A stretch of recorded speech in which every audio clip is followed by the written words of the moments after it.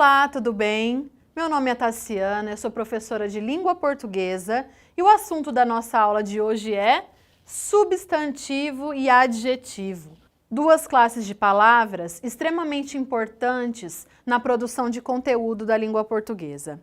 É necessário reafirmarmos que essas duas classes pertencem ao estudo de morfologia, que é a parte da gramática destinada ao estudo das classes gramaticais, ou seja, das palavras e as suas funções fora do contexto de texto, fora do contexto de frase.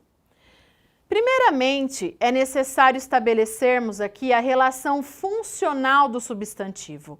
Ele serve para nomear seres, sentimentos, objetos, pessoas.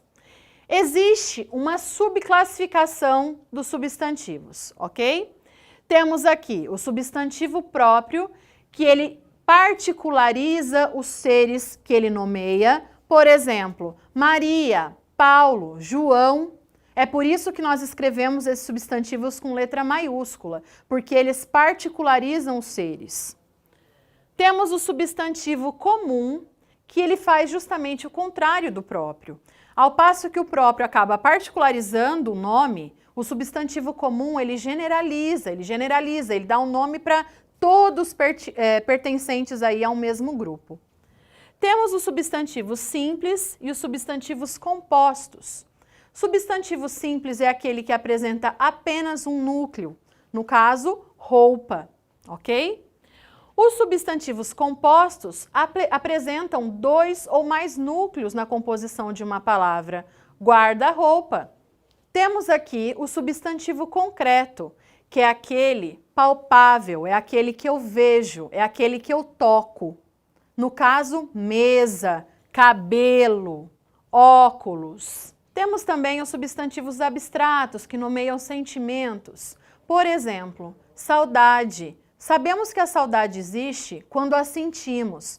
Beleza. Sabemos que a beleza existe quando vemos, quando a vemos. Temos os substantivos primitivos. São aqueles que não vieram de nenhuma outra palavra, como no caso livro, flor.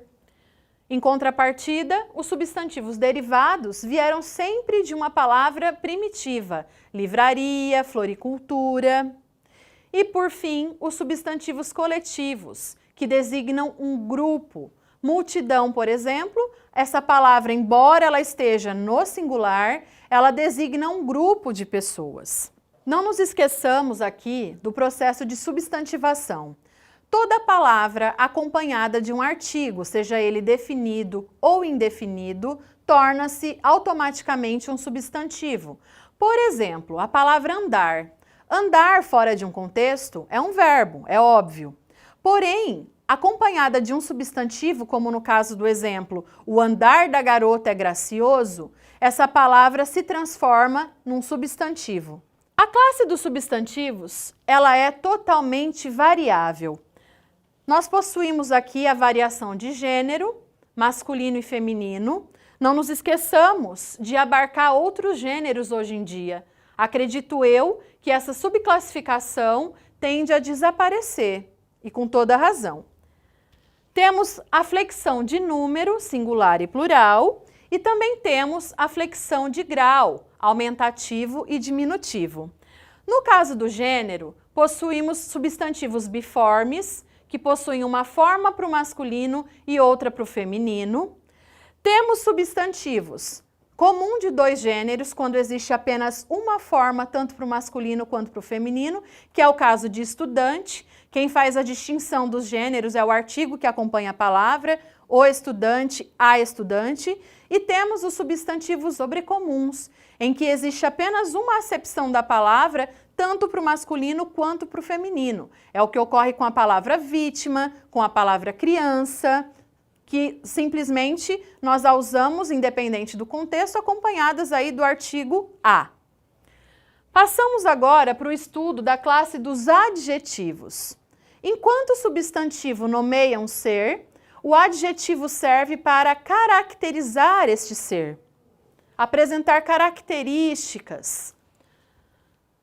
Os adjetivos eles podem aparecer também por meio de locuções adjetivas. Locuções são grupos de palavras que desempenham a função de uma classe maior. No caso do adjetivo, ao invés de eu dizer garota paulistana, eu posso muito bem dizer garota de São Paulo. O de São Paulo substitui claramente o adjetivo paulistana por meio de uma locução, porque eu tenho duas palavras, de São Paulo. Os adjetivos também podem sofrer uma subclassificação em primitivos e derivados. Primitivos são adjetivos que não vieram de nenhuma outra palavra. No caso, fácil, questão fácil. Essa palavra fácil, ela é claramente uma palavra primitiva, pois não foi originada de nenhuma outra.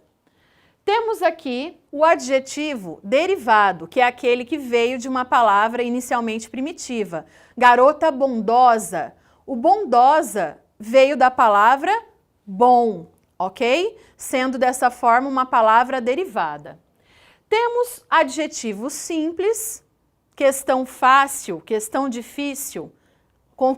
Na verdade, esses adjetivos simples, eles se constituem apenas de uma palavra, apenas de um núcleo. E temos também os adjetivos compostos, compostos por duas ou mais palavras. Bandeira luso-brasileira. Luso-brasileira é uma adjetivação composta de duas palavras, ou seja, é uma bandeira correspondente a duas nacionalidades, portuguesa e brasileira. Nesse caso, temos um exemplo clássico de adjetivo composto. Da mesma forma que os substantivos, os adjetivos também constituem uma classe de palavras variável, ou seja, eles possuem variação de gênero, número e grau. Quando falamos em flexão de gênero, dizemos aí novamente a questões de subdivisão em masculino e feminino, garoto bonito, garota bonita. Em número, ele se faz com acréscimo e com a ausência do S, menino bonito, meninos bonitos. E de grau. O grau do adjetivo, ele possui uma diferenciação com relação ao grau do substantivo. Primeiramente, nós temos aqui um exemplo clássico de grau comparativo de superioridade. Para que o grau comparativo seja efetivado, é necessário sempre dois elementos. Observem a frase. A garota é mais alta que o garoto. Eu tenho dois elementos que estão sendo comparados e eu encontro algo em comum, que é o fato de serem altos.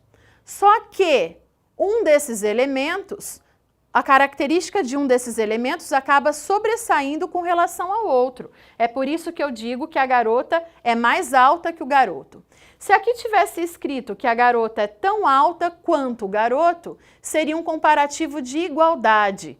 Da mesma forma que se tivesse escrito a garota é menos alta que o garoto, teríamos aqui um comparativo de inferioridade. Outro exemplo de grau do adjetivo é o grau superlativo. É aquele que coloca em evidência uma característica de um ser perante um grupo. Observem a seguinte questão.